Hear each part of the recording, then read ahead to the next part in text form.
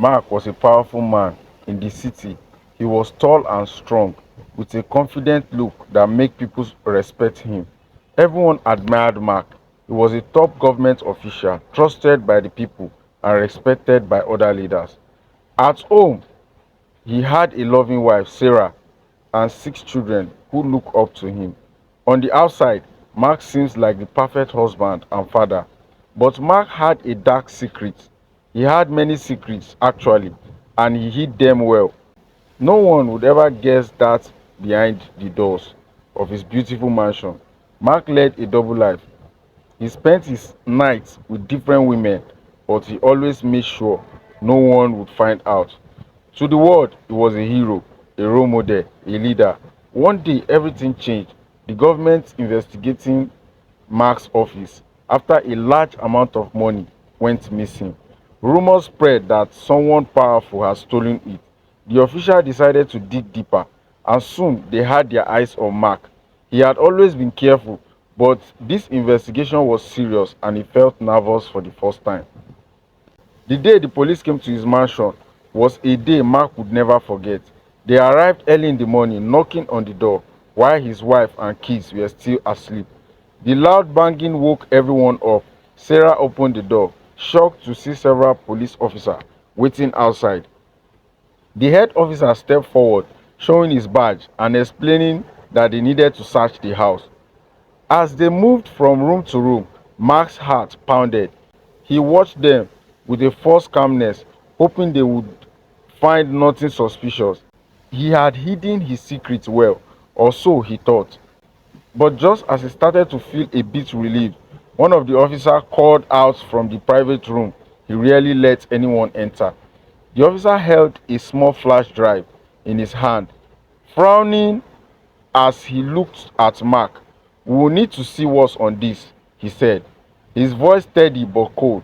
Mark's face went pale. He knew what was on the drive. It held recordings that could ruin everything. But he tried to act calm, pretending he didn't know what the officer had found. The officers took the drive and left, promising to return if they found anything suspicious. Mark's family looked at him, confused and worried, but he brushed off their questions, saying it was just part of the investigation. That night, Mark couldn't sleep. He kept picturing the police watching the videos on the drive. Each recording was a moment of his secret life, things he had done in the dark.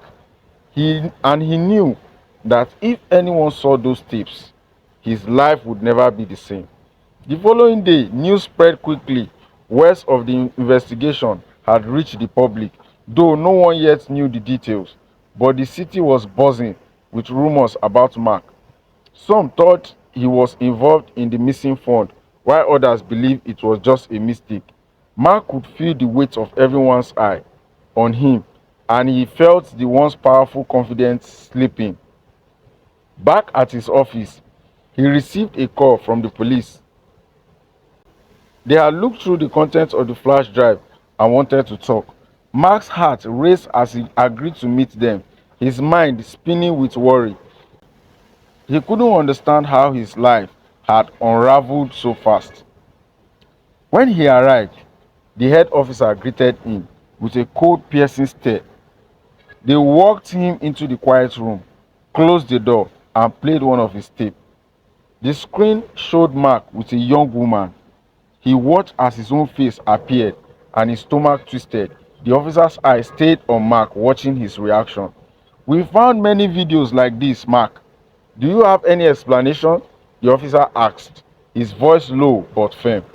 Mark cleared his throat, trying to keep his voice steady. "These videos, they were private. They weren't meant for anyone else to see," he managed, though he could barely believe his own words. The officer leaned back, crossing his arms. "Mark, do you understand the gravity of this situation? These women in this video, they are not just anyone. Some of them are connected to the powerful people. Even the president's daughter is involved." He paused, letting the weight of his word sink in. Mark's heart sank. He had always been careful, choosing women who wouldn't cause trouble, or so he thought. He had never imagined that this secret life would become public, and he knew that once his news was out, his family, his job, and his entire life would be shattered. The officer continued, "Mark, we haven't yet released these tapes, but you should know the public is already curious. They want answer. If these tapes were to go public, your reputation, your position, everything you've worked for would go in an instant." Mark swallowed hard. He had no words to defend himself. All he could think about was how he could fix this, how he could keep his family safe. But the truth was, couldn't. The officer's word echoed in his mind, and he realized that he was out of options. That evening, so Mark walked out of the police station. He noticed people looking at him differently, whispered follows him wherever he went, and he felt their disappointment. He thought of his wife, Sarah, and his children, who still knew nothing of what was coming. How would they react? Would they ever forgive him? As he drove home, he realized that this was only the beginning of his nightmare. The tapes hasn't yet gone public, but he knew it was only a matter of time before everyone knew the truth. And he had no idea how he could face his family when they did. Mark walked through the front door of his home, his head heavy with shame and fear. He found Sarah waiting for him in the living room, her face filled with worry. She had sensed something was wrong from the moment the police left their home. Their children were upstairs, oblivious to the tension building below. Sarah looked at him, her eyes filled with questions. "Mark, what's going on? The police came, and now you are different. I can feel it. Tell me the truth." Mark hesitated, feeling the weight of his secret pressing down on him. He knew he couldn't keep lying to her, but he didn't know how to tell her what he had done. "It's complicated, Sarah. There's an investigation, and they are looking into everyone close to me." He avoided her gaze, knowing his vague words would only make her more suspicious. But Sarah wasn't satisfied. She stepped closer, her voice trembling. "Mark, you are scaring me. What are they looking for? Is it about your work, or is there something else?" This story is getting more interesting, but I can tell you that Mark has a lot of explaining to do to his wife, because a lot has been going on. Not only him, but I'm coming back to tell you the part 2 of this video. You discover that the things going on around our world today is really fearful and disgusting. Mark truly has a lot to explain to his wife, but his wife has her own story, and she also has her own questioning.